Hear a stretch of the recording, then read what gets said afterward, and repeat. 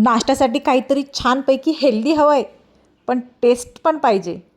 चला तर मग छानपैकी हिरव्या सोन्यासारखा आपण मस्तपैकी बनवूयात पालक पराठा. एकदम झटकीपट, चवदार आणि खूप छान.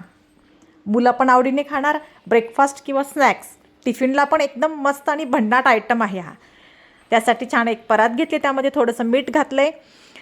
मी त्यामध्ये घेतलेलं आहे 1 ते 1.5 वाटी गव्हाचं पीठ. तुम्ही त्या प्रमाणामध्ये जसं बनवायचं आहे त्या प्रमाणात घेऊ शकतात. त्यानंतर याच्यामध्ये पालक आपण जे उकडून शिजवून घेतलेले होतं ते मिक्सरला बारीक करून छानपैकी त्यामध्ये टाकलं आहे. ओवा टाकायचा आहे वरती, छान जिरे टाकायचे आहेत, हिरवी मिरची बारीक करून टाकायची आहे. हे बघा, ओवा घालत आहे, चवीपुरतं वरतून मीठ टाकायचं आणि छानपैकी एकत्रित मस्तपैकी मळून घ्यायचं.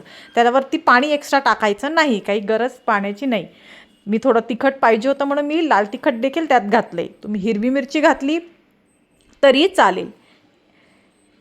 चवेपुरतं छान मीठ घालायचं आहे आणि मस्तपैकी एकत्रितपणे गरागर मस्तपैकी कच्चा कच्चा पीठ मळून घ्यायचं आहे.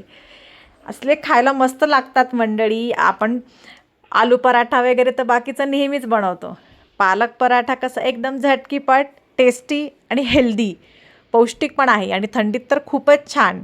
मुलांना पण हेल्दी खायला अशी भाजी, पालकाची रस्सा भाजी, कोरडी भाजी खायचं मुले कंटाळा करतात पालेभाज्या. मग छानपैकी असे पराठे, थालीपीठ, धपाटे असं वेगवेगळ्या पद्धतीने करून खायला घातलं की मुलांच्या पोटात पण हेल्दी छान जातं, हो की नाही. हे बघा, एकत्रित मस्तपैकी मळून घ्यायचं. थोडंसं हातावर मळताना थोडंसं तेल घातलं